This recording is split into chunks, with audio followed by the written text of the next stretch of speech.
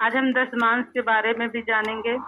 अगर आपके पास दशमांश है जो आप बोते हैं तो उसे निकाल के रखे सामने रख, ताकि जब उस पर प्रार्थना हो तो वो फलवंत हो। बहुत सी चीजें पैसों से ही हमारा घर चलता है, परिवार चलता है, भोजन चलता है, पैसों से ही चलता है। अगर हमारे पैसे पे कीड़े लगे हुए हो तो क्या होगा? सारी चीजों पे विपत्ति आती है। वो हाँ, सब कुछ पे लगा हुआ, इसीलिए उस पर प्रार्थना होनी, उसे बोना बहुत जरूरी है जो पूजा है। हाँ, अगर आपके पास अभी नहीं समय है तो बाद में उसे बो सकते हो, मगर उस वचन को सुने, उसे अंगीकार करे और उसके अनुसार करे आपके जीवन में काम, ताकि जब परमेश्वर हमें कोई दुख दे, बीमारी दो, तो हमें वो पता हो कि हमने परमेश्वर की कौन सी आज्ञा नहीं मानी, कौन सा वचन अभी पूरा नहीं किया, जो हमने जीवन अभी तक नहीं पाया। हालेलुया। अगर व्यवस्था विवरण 14 अध्याय निकालेंगे तो उसमें 22 से 23 वचन अगर मैं पढ़ूंगी, दशमांश के बारे में आप जान जाए क्या होता है। यहाँ लिखा हुआ है दशमांश का नियम।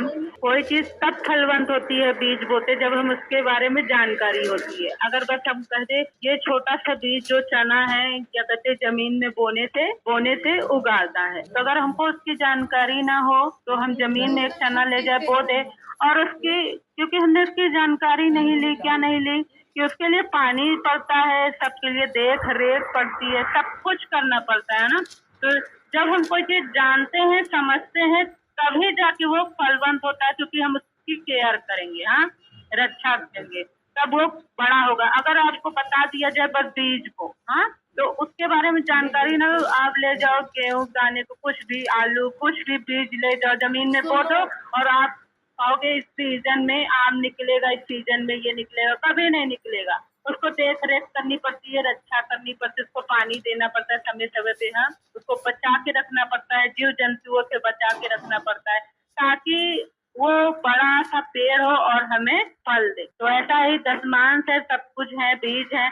जब ये बोगे तो आपकी जिंदगी में क्या होता है? कार्य करता है। यहाँ लिखा है बीज की सारी उपज में से जो प्रतिवर्ष खेत में उपजे उसका दशमांश अवश्य अलग करके रखना। जिस चीज का भी आपका कारोबार है, कुछ भी आप करते हो, अगर आप कहोगे मैं तो कमाने नहीं जाती, पैसे सबके पास रहते हैं, किसी को पॉकेट मनी मिलती है, बच्चों को भी, हमने बच्चों को भी सिखाया कि अगर 10 रुपए आपने उसको दिया तो उसको पहले बताओ प्रेयर की है तो 1 रुपया जाओ पहले परमेश्वर को दो, तब तुम्हारा 9 रुपए है, जो करना हो करो। ये चीज आप बच्चों को अभी सिखाओगे तो बहुत अच्छी चीज होगी। इजराइल में ऐसे कहीं चर्च है, वहाँ के क्या बचपन से वहाँ ही बच्चों को सिखा दिया जाता है कि बोना, कि अगर वो पाए पैसा तो बो देंगे, नहीं ये पूरा पूरा हम नहीं खा लेंगे, ये आधा तो इसमें है ही परमेश्वर का है। तो वो लोग क्या करते हैं, वो तुरंत बो देते हैं, जिस भी कलेसिया में, जिस भी चर्च में जाते हैं वो बो देते हैं।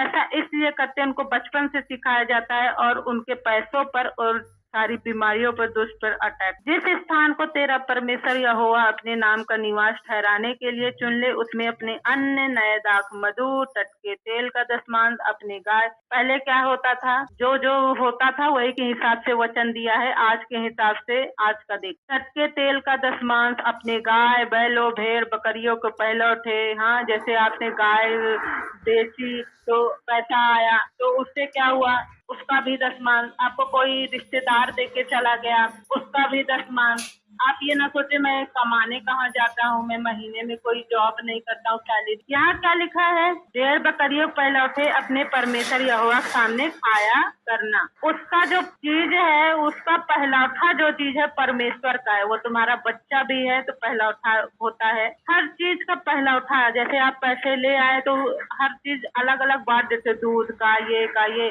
अगर आप 500 रुपए कमा के ला रहे हो तो ध्यान दो, 50 रुपए पहला तो जो निकालो, ये ना निकालो कि 500 रुपए ले आए तो 50 दूध का, 60 बच्चों की पढ़ाई का, इतना पैसा सेव करना है बैंक में 100 रुपए, और इतना ही अब कितना बचा, 200 रुपए। चलो उसमें से 100 रुपए, उसमें से 5 रुपए परमेश्वर पर, उसमें से नहीं निकालना है। 500 रुपए लाए, उसमें से पहला जो दे देना है उसमें 10 व्यवस्था 27 का 30 में लिखा है, फिर भूमि की उपज का सारा दशमांश, चाहे वह भूमि का बीज हो चाहे वृक्ष का फल, वह यहोवा ही का, वह यहोवा के लिए पवित्र ठहरे। वो चाहे भूमि का उपज हो, वो चाहे तुम्हारा कि तुम कमाने नहीं जाते हो, कोई रिश्तेदार देख के चला गया, या पॉकेट मनी मिलती है बच्चों को, अपने बच्चों को, उसका भी चाहे वो बीज ही हो कि अरे नहीं इसे मुझे सेव करना, इसे मुझे लगाना है, ये तो मैंने गाय खरीदी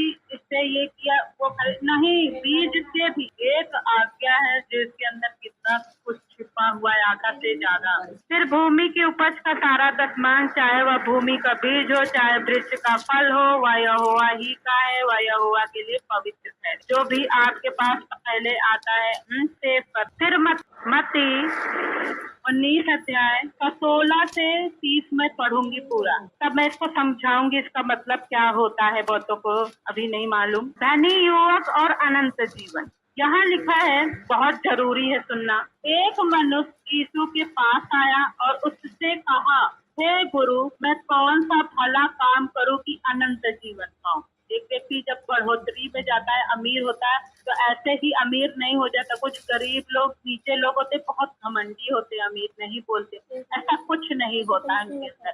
वो उनके बढ़ोतरी का कारण मेहनत होता है, सब कुछ होता है। वो सोचा कि इस कारण से ऐसे आया ऐसे आया, तो वो बोलने लगा, मैं कौन सा भला काम करूं कि अनंत जीवन पाऊं। उसने उससे कहा, तू मुझसे भलाई के विषय में क्यों पूछता है, भला तो एक ही है, पर यदि तू जीवन में प्रवेश करना चाहता है तो आज्ञाओं को माना कर। जीवन में अगर आपको प्रवेश करना है, पर यीशु मसीह ने कहा, मार्ग और सत्य जीवन मैं हूँ, बिना मेरे द्वारा परमेश्वर के पास कोई उसके पास नहीं जा सकता है। तो परमेश्वर ने जीवन देने आया, तो अगर हम उसकी आज्ञाओं को पूरा करेंगे तो हमें जीवन मिलेगा। तो आपको वो धनी योग क्या था, यदि तो जीवन में प्रवेश करना चाहता है तो आज्ञाओं को माना कर। क्या लिखा है, आज्ञाओं को माना कर। जैसे 10 आज्ञाएं लिखी है ना, चोरी नहीं करना, व्यभिचार नहीं करना, लूट नहीं करना, किसी के घर का लालच नहीं करना, किसी के वस्तु का लालच नहीं, किसी के पत्नी का लालच नहीं करना, किसी के कपड़े का लालच नहीं करना,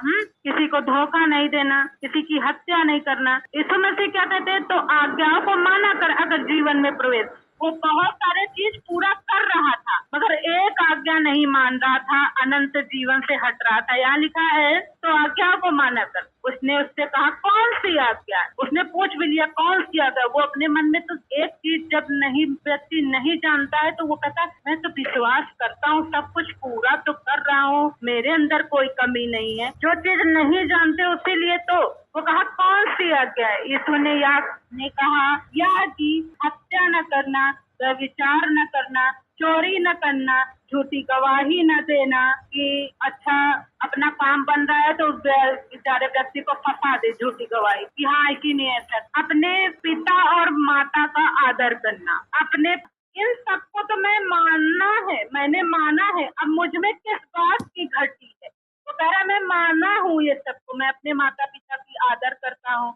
जो कहते ना, अगर लंबी दीर्घायु चाहता है तो अपने माता पिता की आज्ञा को माना कर, उनका आदर करा कर, उनको रिस्पेक्ट। ये नहीं कि बुढ़ापा हो गया चलो वृद्धाश्रम में यहाँ फेंकते वहां फेंकते, उनको पालन पोषण न करे, उनकी जो जरूरतें है उनका। तो वो कहता है मैं ये सबको तो मानता आया हूँ, बचपन से जब भी मानता आया हूँ। वो कहा है, उस जवान ने उससे कहा, इन सबको तो मैं माना है, अब मुझ में किस बात की घटी है? यीशु ने उससे कहा, यदि तू सिद्ध होना चाहता है तो जा। वो व्यक्ति सिद्ध होना चाहता है, अब मेरे अंदर क्या कमी है?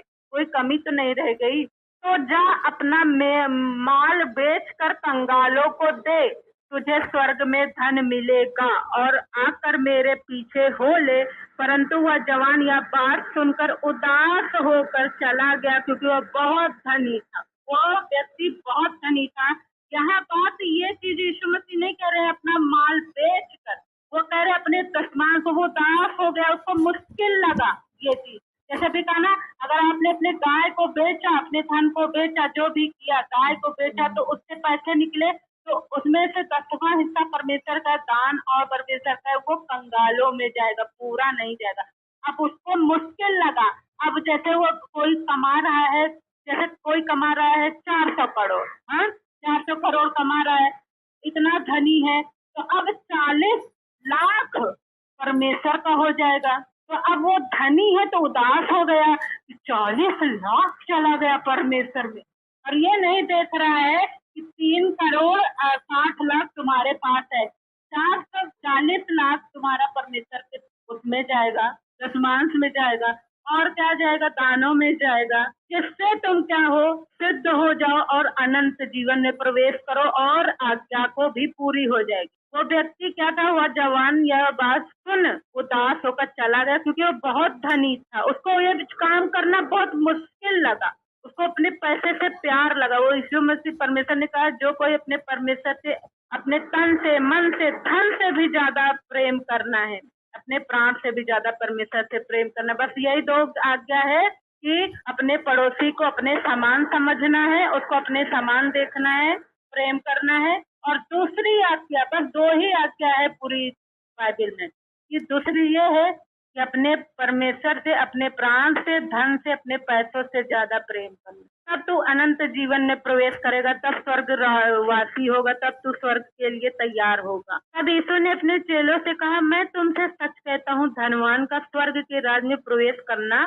कठिन है। तुमसे फिर कहता हूँ, परमेश्वर के राज में धनवान के प्रवेश करने से ऊंट का सुई के नाके में से निकल जाना सहज है। एक एग्जाम्पल है, वैसे बता कि ऊंट सुई के जो छेद होता है ना, धागा जिसमें से जाता है, पता है, ऊंट उस छेद में से निकलना उसको आसान है, मगर धनवान का स्वर्ग के राज में जाना कठिन है।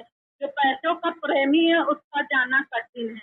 और अगर तुम पूरा ही परमेश्वर को जो कमा के दे दोगे, तब तुम्हारा घर कैसे चलेगा? वो चीज नहीं कह रहा है। जो खुदा का है, खुदा का दो, जो तुम्हारा है तुम्हारा रखो, वो चीज कह रहा है। यीशु ने उनकी ओर देखकर कहा, मनुष्य से तो यह नहीं हो सकता, परंतु परमेश्वर से सब कुछ हो। वो कहता है, तब किसका उद्धार होगा? तो चेले घबरा गए। तो यीशु ने कहा, ये मनुष्य से तो नहीं हो सकता, ये अगर मैं बोल रही हूँ तो ये परमेश्वर से हो सकता है कि मेरे दिल को खोला है कि मैं ज्यादा से ज्यादा बोल सकती हूँ।